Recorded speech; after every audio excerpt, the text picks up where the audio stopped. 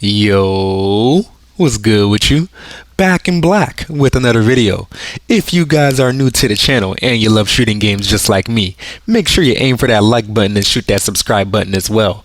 It'll help you out with your skill-based matchmaking and it'll make sure you find better teammates. Let's get into today's topic.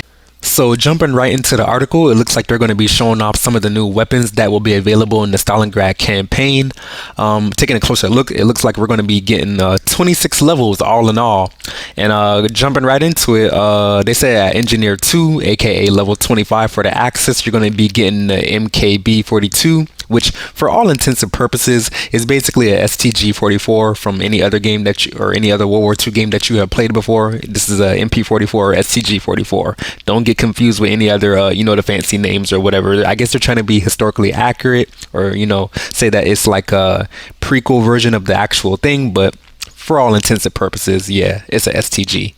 At level 21 for the Allies, and this is kind of interesting to me, you're going to be getting the Thompson M2128, which is, it's a part of the American Lend-Lease program that they was doing during World War II, where they would send over some of their supplies like the Sherman tank, but this is a surprise to me. I did not know that they actually got Thompson submachine guns too.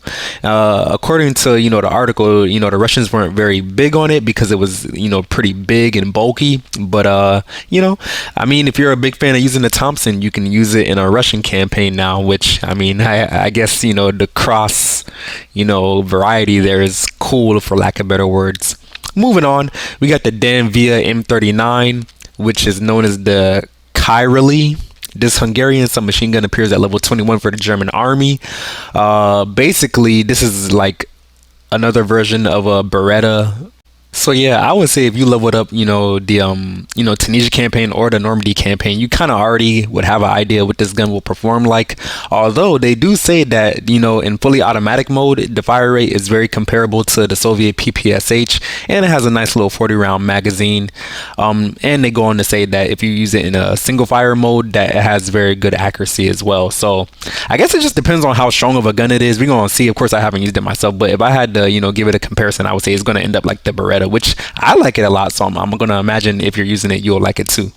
Another interesting thing to note is that apparently you'll be able to use the PPSH as the Germans, and you'll be able to use quote-unquote German guns as the Russians. So at level 24 for the Axis, you'll get access to the I'm gonna get into that a little later. You'll get access to the PPSH 41 as a trophy weapon, one of the most famous Soviet submachine guns in service of the German assaulters. High rate of fire, good accuracy. You know what it is. You've seen it in the Moscow campaign, or you've seen it in the it's slipping my mind, the Berlin campaign. This is Berlin 2.0, so I kind of get them like lost in the sauce, you know what I'm saying? They're basically the same thing.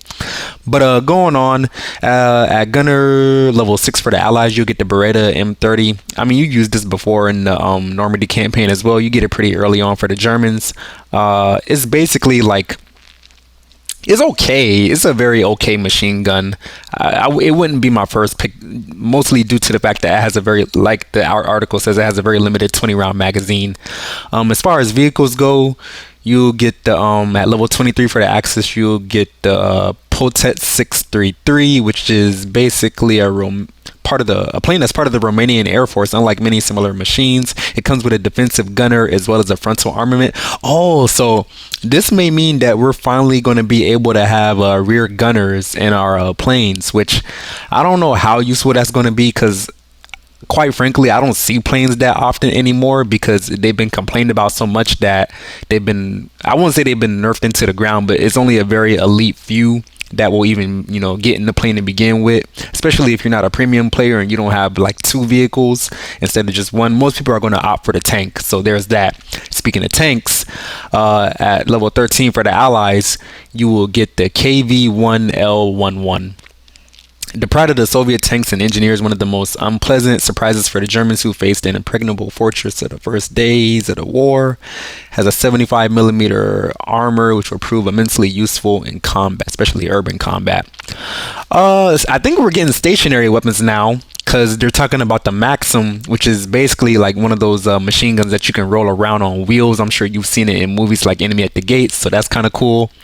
Red engineer, yeah. So the engineers will be able to basically put down this legendary M1910 Maxim guns. The anti-bullet shields with limited visibility can take several hits. It's kind of like having a juggernaut if I had to imagine using this. So basically, you're going to be able to move it around and shoot it, which is, I guess that's cool. We're going to see how that plays out. Updated models and animations. I'm going to flash some pictures of these up on the screen, but basically, you know, they went back into the game and they made some new models for the guns. They have old versions and new versions, and they keep swapping between them as like gifts. So yeah, I'm going to put that on the screen for you right now. You give it a look and tell me if you like it or not. Other than that, the only thing they did was some quote-unquote revamped effects, which I think that just pertains to like when you're aiming down sight and shooting, how the muzzle flash looks and the smoke coming out, and just basically the whole ambiance of like shooting a gun, which they have a video of that, a 41-second video. I'll leave a link to it down in the description so you can check it out yourself. But I wanted to get into the meat and potatoes of, you know, like why I really made this video. So all Stalingrad levels, right? You'll quickly get through these levels at the start if you have full access pack. And blah blah blah. This will also be open to free-to-play players. About 60% of the campaign will be available to free-to-play players. Purchasing full access to any point will unlock contents of the levels you have already completed. This is the kind of the, you know, meat and potatoes of the video and what I really wanted to talk about. So they kind of walled off, you know, some of the content of the Stalingrad campaign to free-to-play players. If you take a look at this screenshot, you can see a huge chunk of what's available is highlighted in this like bright brown. So you're basically, unless you pay $30, you're basically not going to get access to the shotgun, one of the best tanks. You won't get access to some of the best planes. You won't get access to mortars. You won't get the SVT-40, which is a very useful gun, or the ZH-29, which is also a very useful gun. Let's see, you won't get the DT-29 and you won't get the MG-42. These are iconic guns. Like, why would they, I don't understand why they would put this behind a paywall. You know how I was talking about the Thompson earlier, right? You're not going to get that unless you spend $30. That other gun I mentioned, you're also not getting that unless you're spending $30.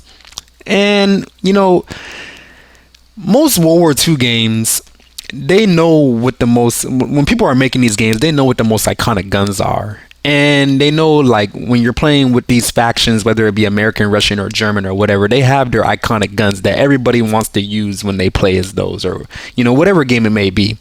So why, it behooves me, why would you put the PPSH-41, the most iconic gun from the Stalingrad campaign? I'm gonna imagine it's not even out yet, and I already know that's the most iconic gun. Why would you put that behind a paywall? And like, I guess you could say they're trying to incentivize people to, you know, spend the money, but like, it gets to a certain point where it's like, if you're a free-to-play player, why would you even play the game? What is the point of playing the game if they're going to lock off some of the best stuff, or the most, you know, iconic stuff that everybody will want to use, considering the fact that most of the players are free-to-play players? So it really, like, it blows my mind, right? Because I used to buy premium like all the time, and I haven't bought it in a minute, and I keep gauging like whether it's worth it or not. And it's like, they're really getting it to a point where it's like, if you're not paying money to play this game, then you might as well not even play it. But if most of the players are playing for free, why would you want to alienate those people with every step you take? It's like, they're improving all the quality of life stuff and they're making updates to the game, but then when it comes to the like monetary side of it, they're doing like BS, in my personal opinion. But I want to ask you guys, how do you feel about it? And like, yeah, this is the main point of me making this video. This is what I really wanted to talk about. The fact that they're like walling off all the content and making you pay for it, basically, to enjoy the game. The most, like, you know, like, that's like going to Normandy and like, oh, we're making a full access pack, and they put the M1 Garand and the Thompson and the bar behind the paywall, and they only let you use a Springfield and M1 carbine the whole time, or like a grease gun the whole way through, which is kind of how it is low-key how it is in Normandy. So yeah, it's just, that's crazy to me. I want to ask you guys, if you guys are free-to-play players, if you guys actually get the premium, and if you plan on getting the access pack, spending $30, like, I just want to know, how does it make you feel? Like, to me, it's kind of egregious.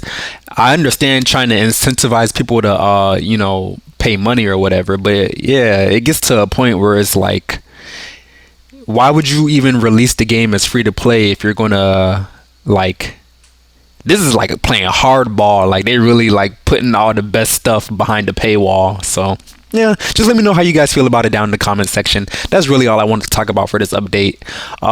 Thank you guys so much for watching. I'll catch you in the next one. Black Guy out.